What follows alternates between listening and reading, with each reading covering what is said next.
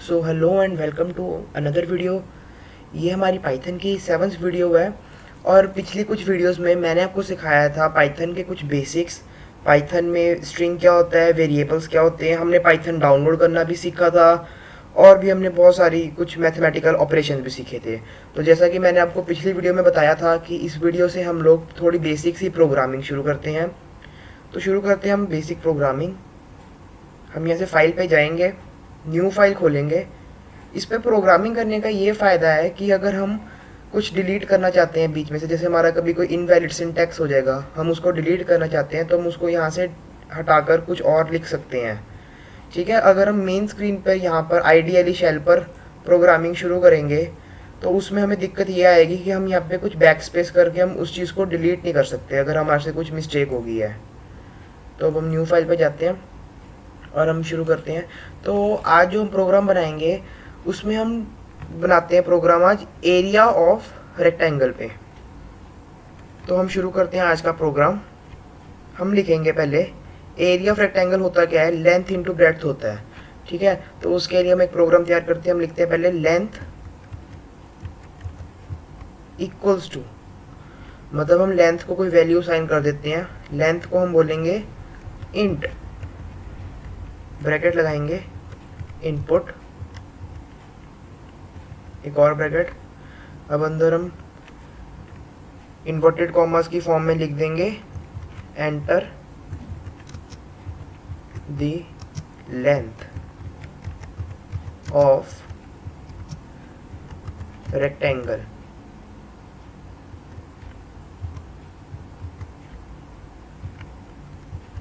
अब मैं आपको बताता हूँ यहाँ पे मैंने इंट इनपुट क्यों लिखा।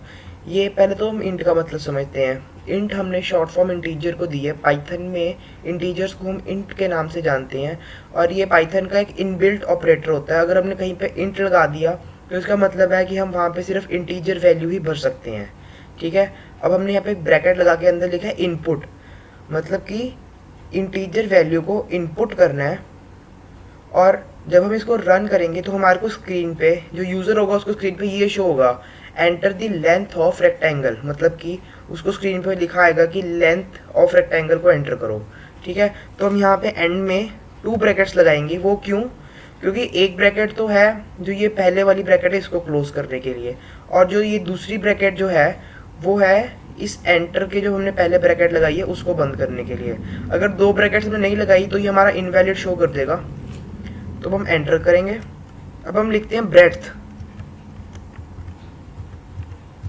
ब्रेड्थ इज इक्वल टू, वो भी हम इंट में लिखेंगे, इंटीजर फॉर्म में, इंट ब्रैकेट लगाएंगे, इनपुट,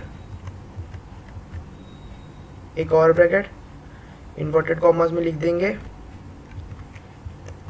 एंटर दी ब्रेड्थ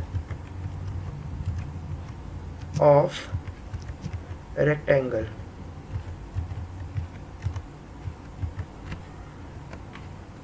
हम चाहे तो यहाँ पे सिंगल इन्वर्टेड कॉमर्स भी यूज़ करते हैं, डबल इन्वर्टेड कॉमर्स भी यूज़ कर सकते हैं, उसमें कोई प्रॉब्लम नहीं होती है। पर जो हमने एक बार यूज़ करे हमें वही यूज़ करने पड़ेंगे। अगर हमने यहाँ पर सिंगल इन्वर्टेड कॉमर्स से शुरू करा और एंड में यहाँ पर आकर डबल इन्वर्टेड कॉमर्स लगा दिए तो ये हमारा इनवैलिड सिंटैक्स हो जाएगा। क्योंकि पाइथन जो है वो केस सेंसिटिव लैंग्वेज है, तो वो एक एक चीज़ को नोटिस करेंगे। ये भी बात ध्यान रखना कि हमने यहाँ पे लेंथ पूरा का पूरा स्मॉल लेटर्स में लिखा है। अगर हमने इसको कैपिटल में आगे हमने वैल्यूज़ की कैपिटल में पुट कर दी तो ये हमारे को इनवैलिड दिखा देगा, क्योंकि हमारे पास कैपिटल में लेंथ है ही नहीं है। तो अब हम आगे चलते हैं। अब हम करेंगे एंटर। अब हम लिख देंगे एरिया। अब हम एरिया का फॉर्मूला लगाएंगे, area is equal to length into, multiply का साइन स्टार था, ब्रेड्थ। ठीक है, अब हम इसको एंटर करते हैं। इस स्क्रीन पे, जिस स्क्रीन पे अभी हम प्रोग्राम बना रहे हैं, इसमें हमें कोई भी इनवैलिड सिंटैक्स ऐसे शो नहीं होएगा। ठीक है ना, अगर हम इसको रन करेंगे हमें उस टाइम पे पता लगेगा कि हमारा इनवैलिड कहाँ पे है। तो अब हम लिख देंगे प्रिंट।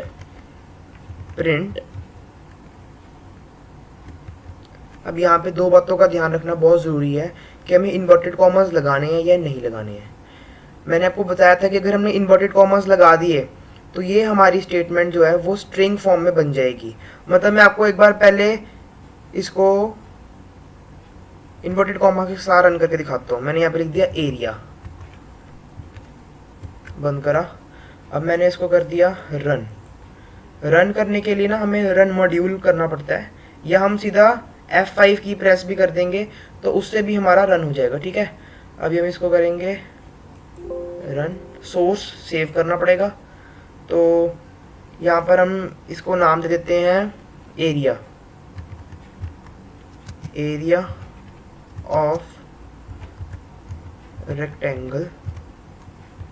ठीक है, और जब भी हमने कोई भी सोर्स सेव करना है पाइथन का तो हम उसके आगे .py या फिर .py लगाते हैं। ठीक है ना, .py भी ठीक है, .py भी ठीक है। इसके बिना ये पाइथन में सेव नहीं होएगा। ठीक है, इसको हम सेव कर लेंगे। अब ये इसने हमारा देखो कोई एरर नहीं शो करा, तो हम इसको यहाँ पे इन्होंने पूछा हमसे enter the length of rectangle. Length मान लो हम ले लेते 3, हमने एंटर करा। अभी पूछेगा ब्रेड्थ, ब्रेड्थ हमने ले ली 4, एंटर करा तो इसने हमारा प्रिंट कर दिया एरिया। ठीक है ना, अब आप भी इस चीज़ को देख के थोड़ा हैरान हो गए कि इसने हमारा एरिया क्यों प्रिंट करा, तो हम वो भी जान लेते हैं इसने हमारा एरिया क्यों प्रिंट करा है। वापिस से हम यहाँ पर आते हैं। ठीक है ना, और अब हम देखते हैं इसे हमारा एरिया क्यों प्रिंट कर दिया। एरिया इसने हमारा इसलिए प्रिंट करा है क्योंकि हमने यहाँ पे एरिया को ब्रैकेट्स में लिखा है, मतलब कि हम कोई भी वैल्यू डालेंगे उसने जो हमारा एरिया है ना उसने उसकी वैल्यू नहीं देगा, वो सिर्फ हमें प्रिंट करके दे देगा ARE, क्योंकि ये एक स्ट्रिंग बन चुका है, इसमें कोई वैल्यू नहीं आ सकती। पर अगर मैं यहाँ पे चेंज करूँ, जैसे मैंने यहाँ पे लिख दिया ARE, अब मैंने इसमें कोई ब्रैकेट्स नहीं लगाई है। ठीक है ना, अब मैं इसको करूँगा रन। हम हर बार कोई चेंज करेंगे तो ये हमसे सोर्स सेव करने के लिए कहेगा, हम इसको सेव करेंगे। अब हम दोबारा से इसको देखते हैं। अब इन्होंने दोबारा से पूछा enter the length of rectangle, इस बार हम भर देते 5, एंटर करा। इधर भर दी हमने 6, एंटर करा। अब इसने हमें दे दी 30। तो हमें तो पता है कि ये एक हमने प्रोग्राम बनाया है जिसमें हमारे पास 30 आंसर आ रहा है। ठीक है ना, पर अगर जिसको नहीं पता कि हमने एरिया का प्रोग्राम बनाया है तो अब उनके लिए हम लोग क्या करेंगे, हम एक और बार लिखेंगे प्रिंट, ब्रैकेट लगाएंगे, अंदर हम स्ट्रिंग फॉर्म में लिख देंगे is the area of rectangle. ठीक है, अब हम इसको क्लोज करेंगे ब्रैकेट को। ठीक है ना, अब वो हमारे को एरिया दिखाएगा, उसके बाद वो ये लाइन प्रिंट कर देगा। ठीक है, अब इसको रन करते हैं, फिर से सेव करना पड़ेगा।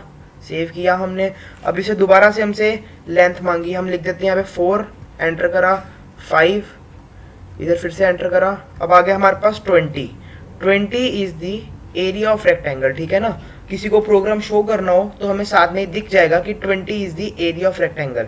अब आप देख सकते हो यहाँ पे मैं कोई चेंजेस नहीं कर सकता, मैं बैक स्पेस दबाऊंगा कुछ नहीं होगा यहाँ तो यही इस चीज़ का डिसएडवांटेज है कि हम यहाँ पे कोई चेंज नहीं कर सकते, जो चेंजेस करने हमें फाइल पे ही करने पड़ेंगे। ठीक है ना, तो मैं आपको एक बार ये भी दिखाता हूँ कि ये हमारे पास इनवैलिड सिंटैक्स कैसे शो करता है। अगर मान लो मैंने यहाँ पर सिर्फ और सिर्फ एक ही ब्रैकेट लगाई, ठीक है ना, रन करा मैंने इसको, अब देखो इसने हमें इनवैलिड दिखा दिया ये कि यहाँ पे इनवैलिड सिंटैक्स है। ठीक है ना, तो मुझे यहाँ पे फिर से 2 ब्रैकेट्स लगानी पड़ेंगी और मैं इसको अब रन करूँगा। अगर मैं इसको सेव करके, तो अब मेरे पास दोबारा से वही प्रोग्राम शुरू हो जाएगा। और हाँ, एक बात और, कभी कभार जैसे हमें अगर वैल्यू चाहिए हो पॉइंट्स में भी, लेंथ पॉइंट्स में है, ब्रेड्थ पॉइंट्स में है, तो उसके लिए हम यहाँ पर यूज़ करेंगे फ्लोट। फ्लोट और इंट में मैंने आपको पहले भी अपनी कई वीडियोस में डिफरेंस बताया हुआ है। फ्लोट से जो है हमें पॉइंट्स में वैल्यू मिलती है और जो इंट है वो हमें इंटीजर वैल्यू ही देता है। ठीक है, तो अभी यहाँ पे दोबारा फ्लोट। ठीक है ना, अब हम इसको रन करते हैं, रन मॉड्यूल, सोर्स को सेव। और अब देखो हम यहाँ पे कोई भी वैल्यू पुट कर ले, हमने पुट कर दिया सपोज 4.4, एंटर करा, यहाँ पे पुट कर दिया हमने 5.5, एंटर करा, इसने हमें देखो पूरा का पूरा आंसर दे दिया। यहाँ पे कितना इसने एक्यूरेट हमें आंसर दिया, आप देख सकते हो। ठीक है, सो थैंक्स फॉर वॉचिंग। आज की वीडियो के लिए बस इतना ही। वीडियो पसंद आई तो लाइक करना और मेरे चैनल को सब्सक्राइब करना मत भूलना। और आपको किस प्रोग्रामिंग पे वीडियो चाहिए उसके बारे में ज़रूर बताना। अगले वीडियो में हम फिर से एक बेसिक सा ही प्रोग्राम तैयार करेंगे। So that's it for today.